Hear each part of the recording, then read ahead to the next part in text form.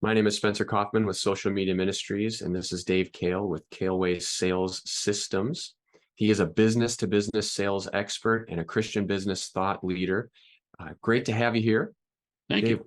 yeah, how do we work to earn money without having the love of money? Because we're working Uh, towards something, but yeah. how do we do that without like loving it? As the Bible says, the love of money is the root of all evil.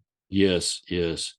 I have really deeply considered that. Of course, I've been a salesperson and I've worked with salespeople. The name of my company is Kahle Sales Systems, and that's a real issue for salespeople. And I think not just salespeople, but for the world at large.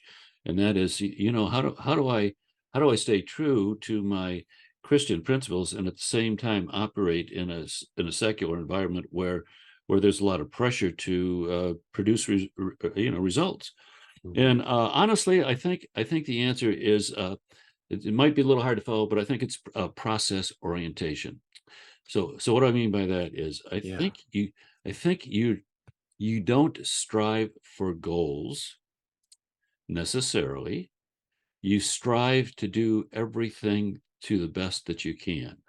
In other words, you focus on the process. And Okay.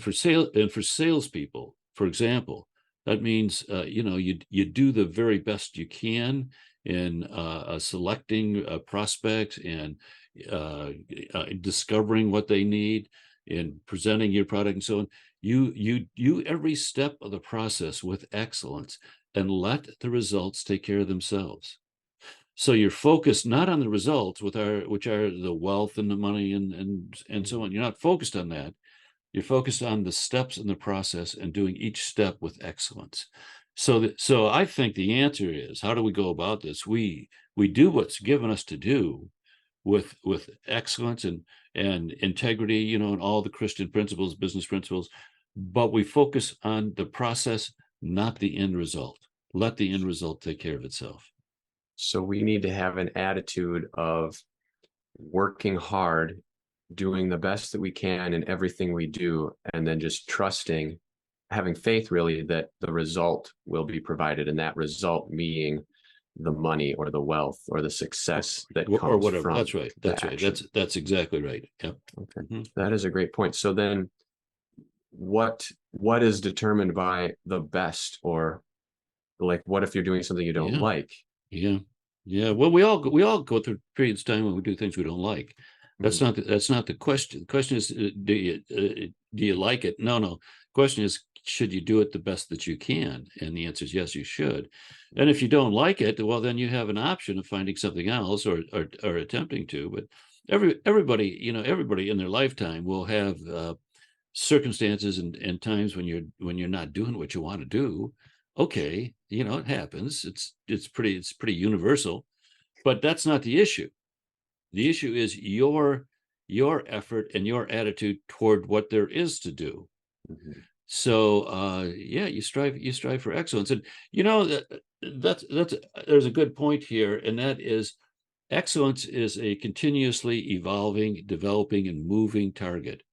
And we ought to, as part of our striving for excellence, we ought to invest in developing ourselves, our Mhm. skills, our wisdom, our knowledge, as an investment in pursuing excellence. And you, Here's just one little piece of information. Again, I work with tens of thousands of business-to-business salespeople, and my observation is only 1 out of 20 has spent $25 of his own money on his own improvement in the past year. wow. Yeah, it's incredible, and that to me is a moral issue for a Mhm. Christian salesperson or a Christian. That is unacceptable Yes. And because so, you have a responsibility to take what you have to the highest level.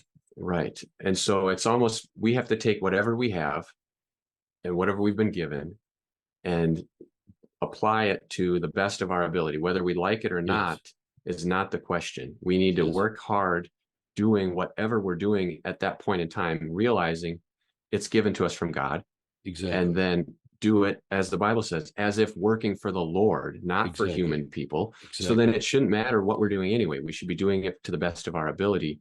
But then a step further, is, like you said, striving for excellence to improve ourselves even more, and then reinvesting in the only real thing we can control, which is ourselves, our ability, our knowledge. And you have things that the viewers could take advantage of Yeah. to help them invest in themselves. Yeah, as a matter, so go to my website. It's davekahle.com. That's Kahle. And we have publications we send free. We have ebooks. We have something we call the XI community, which is an online community. Interesting. XI stands for excellence and influence. There we go. That's right. There we go. And so it's a resource. It's a one-stop shop for content and connections. And I'm a great content creator. That's scratch me and content comes out.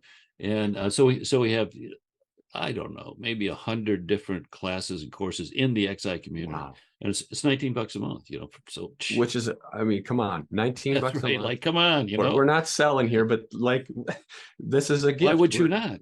Right. Yeah, no kidding. To yeah. better yourself. And if you said that the majority of people haven't even spent 25 in the last year, come on, take a couple months.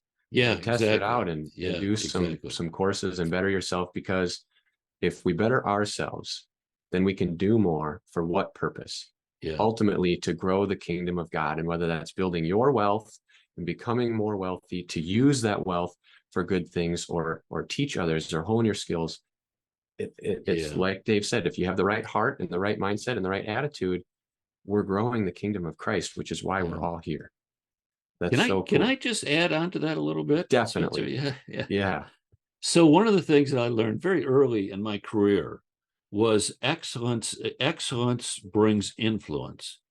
And so here was the incident that taught me that. And then, of course, I've seen it multiple times since. And I was selling men's clothing at a men's clothing store. And at the time, there was a famous clothing designer, Ole Cassini, and we carried the Ole Cassini brand. It was high-end brand. It was a high-end store.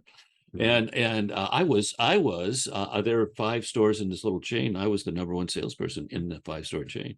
So, and I was like 19 years old, I was a kid going to college. And Ole Cassini came to town, and our president of the company had a cocktail party for him. And guess who was invited? You. Yeah. Top salesman. I mean, I was a kid, I didn't know anything. But I was invited, and I thought, why was I invited? Because I happened to be a good salesperson. So there is this. So that was an incident. But we've seen that over and over again. The companies in national associations, companies who are the leaders are the ones who are on the boards and stuff like that. I mean, so there is something to the kingdom impact of excellence. Excellence creates influence, and influence allows us to have an impact for the kingdom. Just for example, look at Hobby Lobby. Just had that successful lawsuit. Okay, if Hobby Lobby was a one-store mom and pop shop in wherever it was they started, they wouldn't have that influence. They couldn't have done that. That's true. But because they continually strive for excellence, with excellence comes influence. So this is something I think. And I get passionate about this. I think it's a moral imperative that if you're in the marketplace, you need to strive for excellence, because that's the charge that you've been given to create excellence, and influence comes with it. We have to use what's been given to us to the fullest of our ability and continue to better ourselves, because like anything, we are a talent. We are a tool. We're a spirit inside a human body. And what is this body but a tool for us to use while we're here on earth? And if we bury it in the dirt and don't do anything, sitting on the couch watching TV all day, we're wasting what we've been given. And like you said, we have a moral responsibility to not do that. Exactly. Yeah. That is so great. I love that. I encourage anyone to check out his website just based on our conversation. I think you'll really love the content. So